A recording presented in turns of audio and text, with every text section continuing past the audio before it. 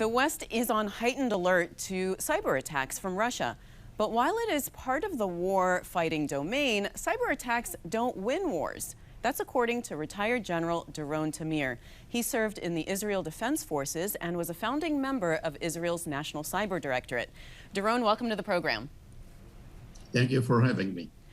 So, you say that cyber warfare doesn't win wars, but what can cyber do in a conflict? Well, during wartime, states are more likely to activate states-level attacks, which requires deep analytical, technological research capabilities, with then those who possessed a group of hackers.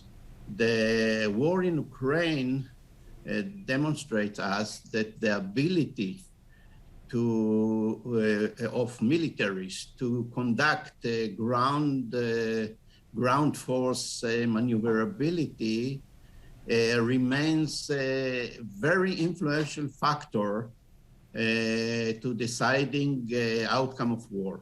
Cyber attacks are very significant and very influential, but it cannot win the war alone, such Air Force or artillery.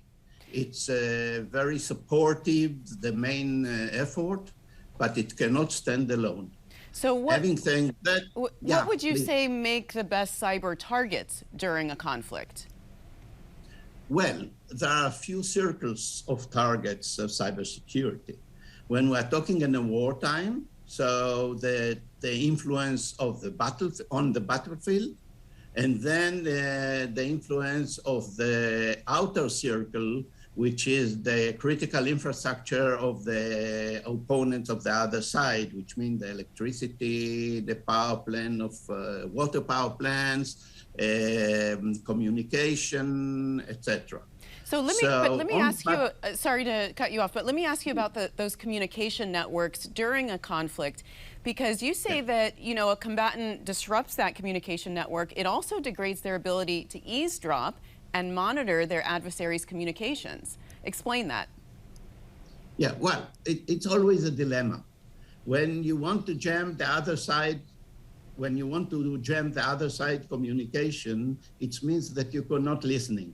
So you have to plan what you would like to have some kind of advantage, and it depends on the time, the situation, of course, and what you want to achieve at the target in the cyber attack.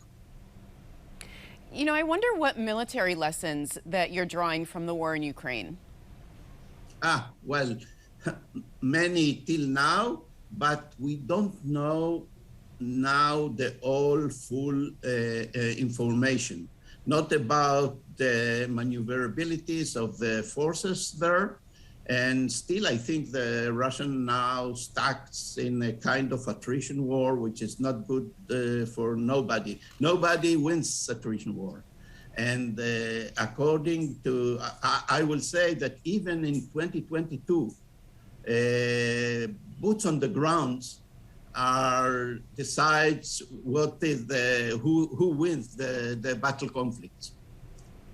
You served as a founding member of Israel's National Cyber Directorate. What did you learn there that cyber policymakers here in the U.S. can apply?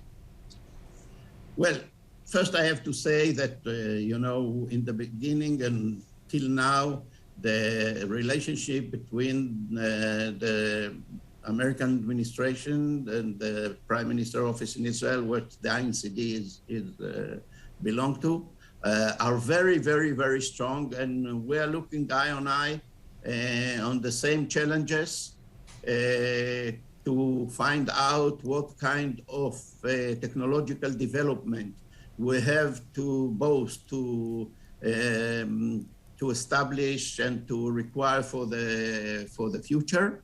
And the second is to cooperate about alert position during alert time, sensitive times, and to, of course, to share information, which is very critical, especially in a wartime. You know, you've said that in parallel with the cyber domain is psychological warfare. What are you seeing in the Ukraine war in that respect? Wow. I mean, this is one of the main factors that I recognized. The psychological warfare from both sides, by the way, had been very heavy. And therefore, I think we now have some difficulties, you know, to analyze or to evaluate the information that both sides are faking to the outside. I believe it's a very influential factor for the morale of the troops and the soldiers, and of course of the people of the countries. All right, well, we'll see how this plays out. Thank you so much, Doron, for being on the program. Thank you very much. It was a pleasure to be with you.